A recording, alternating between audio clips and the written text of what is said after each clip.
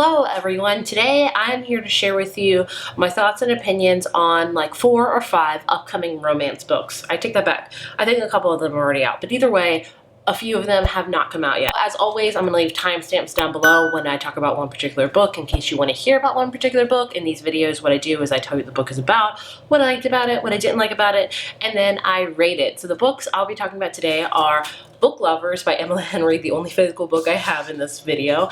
Then I have The Wedding Crasher by Mia Sosa, Birds of California by Katie Cotugno, and Something Wilder by Christina Lauren. Without further ado, let's get into it. So the first book I want to talk about today is Book Lovers by Emily Henry. This is her 3rd adult romance book. If you don't know, she's written a lot of young adult books, which coincidentally, I don't enjoy her young adult books at all, but I love her adult romance book. Like I said, this is her 3rd adult romance book, and it's the 3rd one that I've read that I'm giving a 5 out of 5. Just let's go ahead and break that out because I don't know what it is. I love the way she writes her romance. I love her character development, her setting, just everything about it I love. This one might be my favorite out of all of them. I don't know, I just really had a good time with it. So this one follows a character named Nora who is a literary agent. She's very cutthroat. She's known as like a shark in the literary agent world. And she doesn't really believe in love because she has been left stranded multiple times. She's had boyfriends that have went on trips to some state and they have never come back because you know those movies where, like those Hallmark movies where a character will go to a small town and then he'll fall in love, you know, he or she, whatever, will fall in love with like the innkeeper's daughter or like a bakery owner, and then, you know, they break up with their rigid kind of city girlfriend. That is Nora. Nora has been broken up multiple times with boyfriends that have done that same scenario. So she's like, oh my gosh. So basically in this book, she has a little sister who is pregnant with her 3rd child, and she's like, look, I need a break before my 3rd kid comes because I'm a mom and like I'm tired. I feel ya. And so she's like, can you go with me to this really small town named Sunshine Falls, I believe, in North Carolina for like a month just to, you know, get away. And so, you know, she's a shark in the literary world, but she's a sucker when it comes to her sister. So she's like, okay, I'll go. And so she goes, and there she runs into someone that she has seen before. Charlie, who is an editor, and they don't really get along. They never really got along. They both live in New York. Charlie's actually from Sunshine Falls, and he's there helping out his family. So basically, they start a friendship, maybe relationship, and this whole book is about them working on this book together, also about her being in the small town, and it kind of spins the usual tropes on like a usual romance book, because like I said, I've read a lot of romance books where the character will go to a small town, fall in love with the small town, fall in love with someone from that small town, and live in that small town. This is very different. Nora is like, look, small towns are great, but like that's not for me. Like I love New York. I can't get enough of it. So like she likes visiting Sunshine Falls, but she's like, I'm ready to go home. I'm ready to go home to New York. So it's very different in that regard because she's like, this isn't the life for me. But I loved her and Charlie's relationship, how it was kind of a hate to love romance, and how they both had a really big love for books and working on books, and they both edited the same book together. It was just really adorable. I also really enjoyed Nora and her sister Libby's relationship, how they talked and communicated and how things came to be. And it's just a perfect book for the summer months. Like it just is just amazing. I love it so much. 5 out of 5. Like I said, there's not much more I could say about it other than I loved it, and I guess I just am a sucker for anything Emily Henry writes romance-wise because your girl cannot get enough of it. Like, I just really enjoyed it. And yeah, I don't think there's much else to say. I did a reading vlog where I talked about it. If you want to see more about that, maybe I updated more about my feelings throughout it. I don't know, but I loved it. Next up, we have The Wedding Crasher by Mia Sosa. So this is the 2nd book in the series. The 1st book is The Worst Best Man. You don't have to read this. Like, there's a lot of romance books that are series, but they're really kind of companion ones where one book will talk about one character and the next book will talk about a character that was in that 1st book, kind of like a spin-off, if you will. So in this book, we follow characters Dean and Solange. So Solange is the cousin of our main character that was in the 1st book. And basically, at the beginning of this book, Solange is helping out her cousin because her cousin's a wedding planner at this wedding. And she basically goes in the stairwell and she overhears the bride-to-be and someone that is not the groom talking and like confessing their love for each other. She's like, oh crap, like this is like not cool. So when the time comes for the wedding, you know, when the priest is like, if anyone should have anything to say about this wedding, you know, say it now. Solange is like, hey, like, are you sure you want to do this? She's talking to the bride like, is this like something you really want to do? And the bride's finally like, you know what? I'm good. I'm gonna head out. And so the bride leaves, leaving our groom-to-be Dean standing at the altar. So he's like, crap. And basically what comes to be is one of those situations where fake dating really benefits them both. How those situations come to be in real life, I'm not sure. It's always in books or movies, but that's okay. That's why they're great works of fiction. So basically, they decide to fake date. Solange's like, you know what, I guess I owe you because I did destroy your wedding. But I mean, who would want to be married to someone that like clearly was in love with somebody else? I don't know.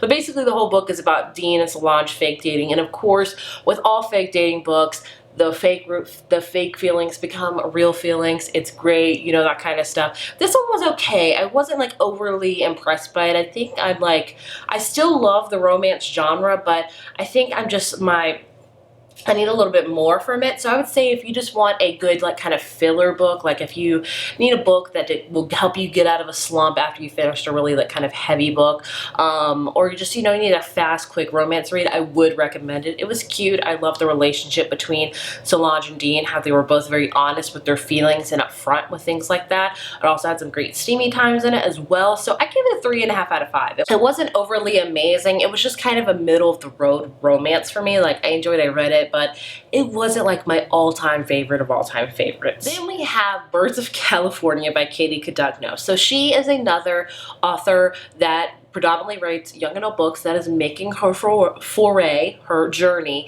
into adult romance, which is, I keep talking about, I'm gonna make a video about that, but I really will. I wanna make a whole list of authors that have done that and whether or not I think they've, you know, handled the journey well or not, if that makes any sense. If you want something like that, let me know, because there's like so many authors that have done that. But either way, I have read all of Katie Codugno's YA books. There's been a couple that I really love, How to Love and 99 Days. I love those. Her other ones I do not like at all. So she's a very hit or miss author for me. Like when she hits, she hits. When she misses, she really misses. So I was apprehensive at best about this one.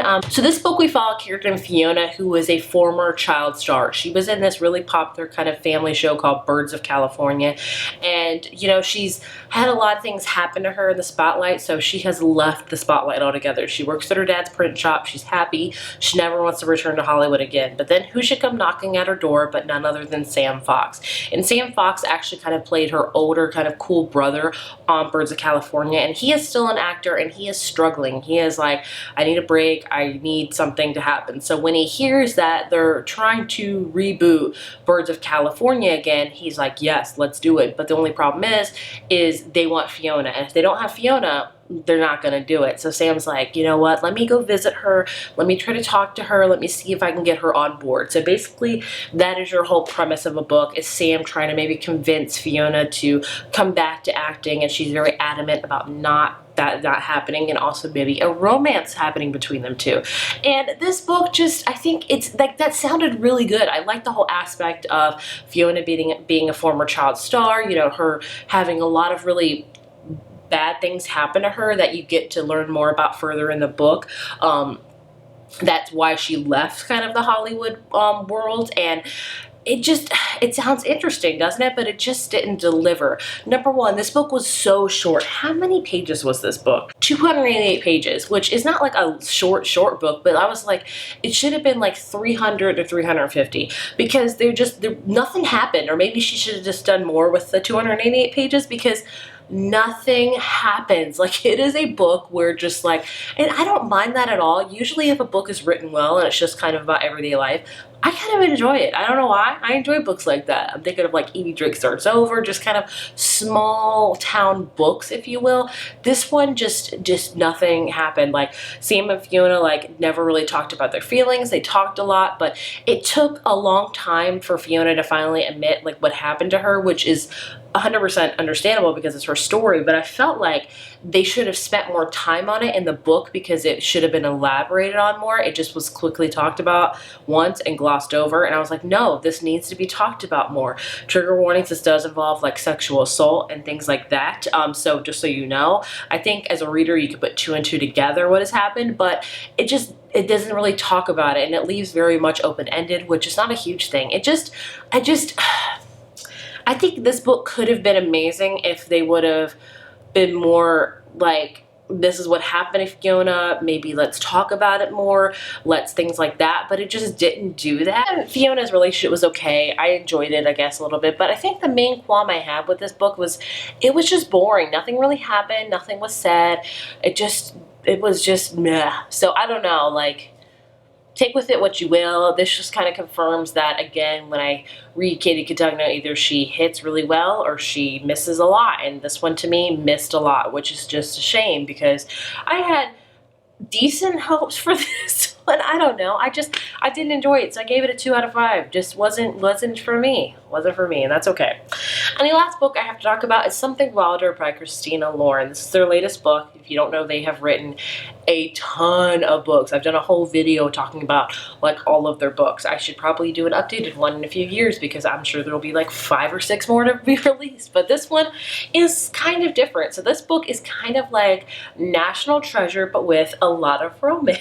If that's your thing, check it out. I had a really good time reading it. So in this book, we follow a character named Lily Wilder, whose dad is Duke Wilder, and he is like a famous explorer. He's very obsessed with Butch Cassidy, and trying to find their gold and going off all these adventures and things like that. And Lily is not like that at all. She wants to own the ranch that her family owns, and wants to like own horses and have people come visit and like all that kind of stuff, like kind of like a hotel, but not like that. Does that make any sense? Either way, that's what she wants, basically. She doesn't want to do anything with adventure and like treasure hunting and things like that. But then, the book starts off like that, and then 10 years later, she is stuck, and I want to say, oh goodness, it was, I forget where exactly. It's she's in the Canyonlands. I don't know where exactly, what state that's in. I'll put it right here.